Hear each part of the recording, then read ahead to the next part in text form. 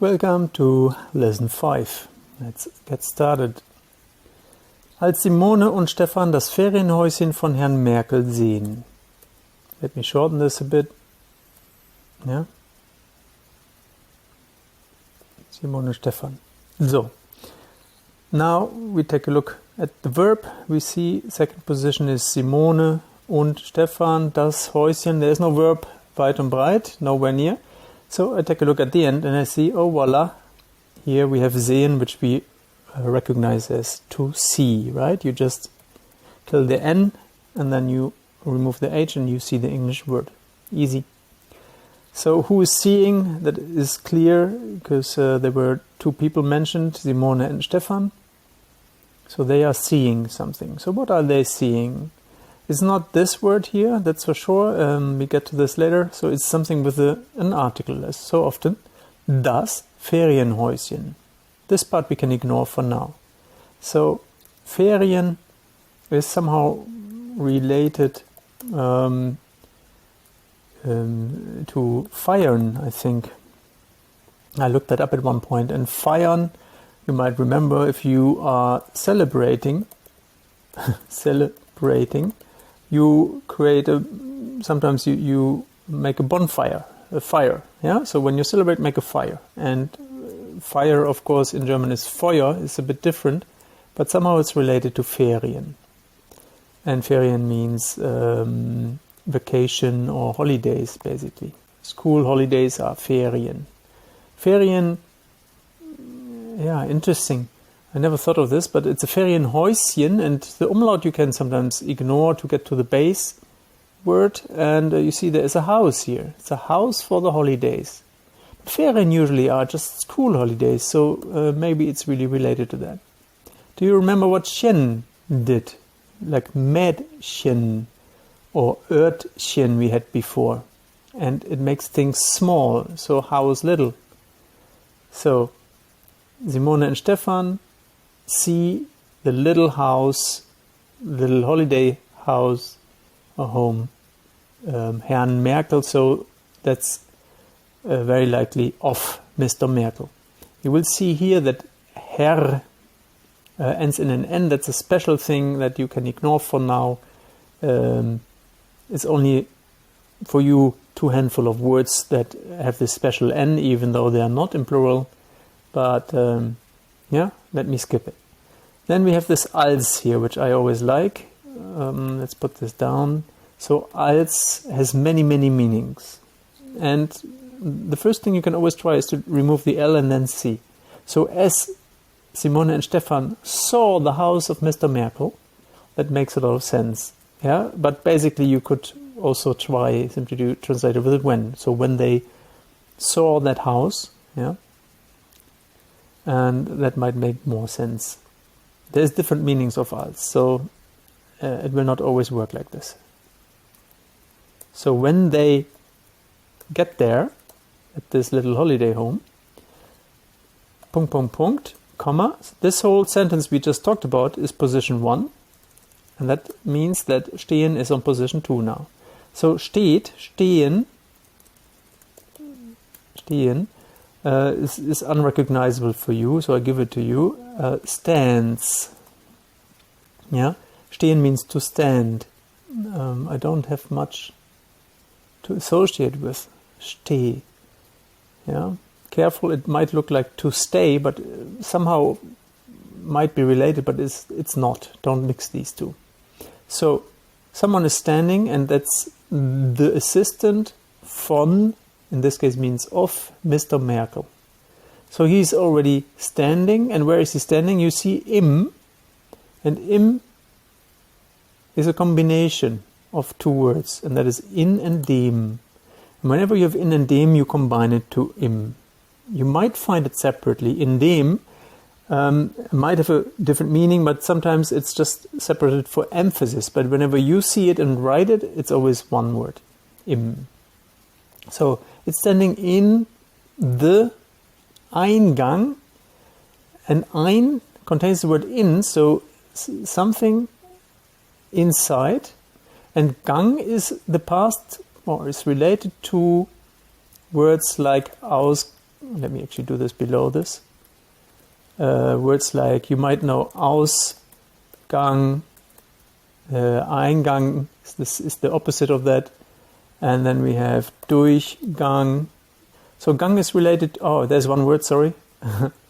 Spaziergang, which is a stroll, yeah, basically a walk. And Gang comes from gehen, to go.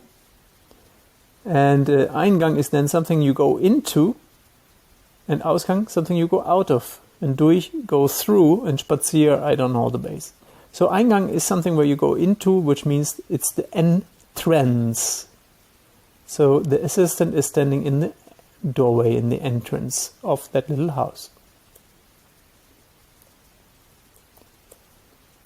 Die beiden Detektive steigen aus und stellen sich vor. Now beide, remember Biden, Joe Biden, Jill Biden, and beide is an adjective. It can have different endings, so don't get confused. Yeah. I don't think it uses all possible endings, but as you can see, beide and Biden, it depends on many things, which we will talk about in the course. So, and remember that we don't say both detectives, we always say the both detectives, at least for now.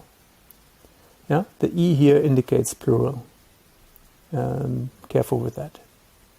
And both also indicates it's more than one detective. So we can always see, yeah, this must be a plural ending.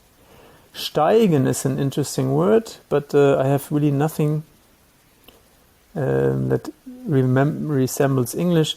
It basically means to mount, but aus means out of. So mounting out of something or mounting from something or off simply means getting out. They're getting out of, well, what are they getting out of? What have they been in before? Their car. Yeah, so aussteigen is the verb here. And the und, again, remember, it works like a full stop. So we have actually two sentences here. Stellen sich vor. Yeah. And they, yeah, or und die beiden Detektive. So we have this again. Position 1, stellen is in position 2. Stellen is also an interesting thing. If you imagine two big L's, you see there's 2 feet pointing to the right, and someone is stellen on its own means to place, but with 4, you see it's alone at the end, it makes vorstellen, and you see our old friend the sich vorstellen. And that can have 2 meanings, but here it simply means to introduce yourself. In this case, themselves. Now, connected, to introduce yourself in German requires that you place yourself in front of someone. Stelle means to place, and vor means in front. Yeah? So this is how you introduce yourself in German, to place yourself in front of someone. This is also an interesting case here. Der Assistent, lots of assistants, right? Der Assistent heißt Wolfgang Müller. So the verb is here and is the main information. So Wolfgang Müller is a name. So the assistant, empty. Wolfgang Müller, what would you fit in there? Yeah, very likely it is called. So the assistant is called Wolfgang Müller. Sometimes you hear mein Name ist, yeah, Wolfgang. You can say that, my name is, very simple, but you can also say ich heiße Wolfgang. And yeah, you see heißen means I am called. This and that name.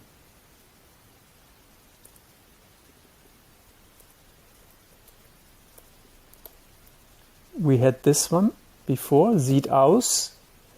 Normally you could also put this at the end because it's a separable verb, aussehen, and maybe you remember it from a few lessons before. To look out, but unfortunately maybe you have to look out into a mirror to see what you really look like. Yeah? So he's looking like. Yeah? Wie, like, wie basically means like. Mitte, you remember from Mittwoch? Mit 4, 40. Well, it could be 14 or 40. As we're talking about an assistant of a Bundeskanzler, it's unlikely that he's 14, so he must be 40. So he looks like, looks like is aussehen wie.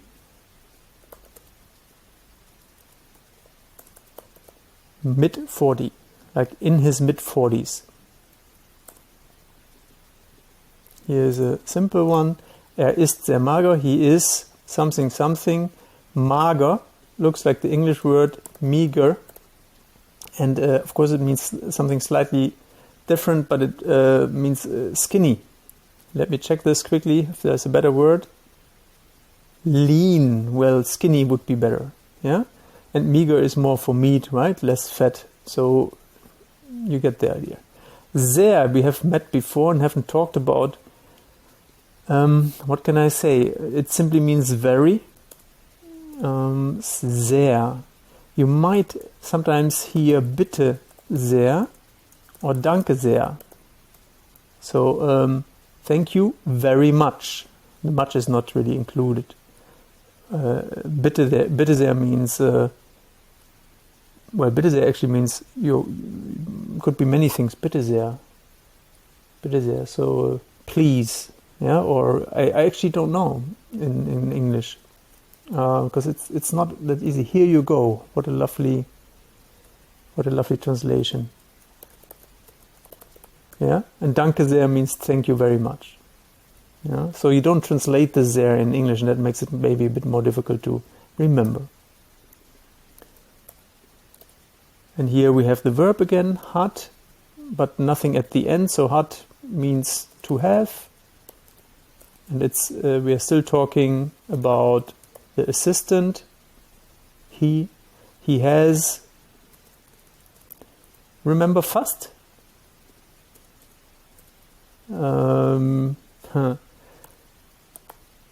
Fast means almost. Yeah.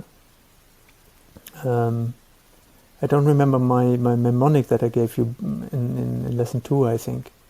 So he is almost, and keine is an interesting word as well. Well, it looks like eine, right? A, but the K negates it.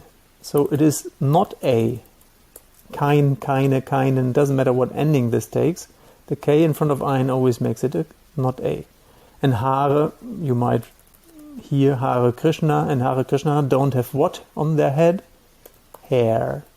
So Haare is plural, so he has almost not any hairs. And where? Auf dem Kopf. Auf, you remember, on top. And where are hairs normally? On top of your head. Yeah. Kopf, I have also really nothing to share here. Mehr, just for you as a first primer, we will look at this later on. Not any more, not a hair more than necessary on his head. Yeah, so he basically is bald.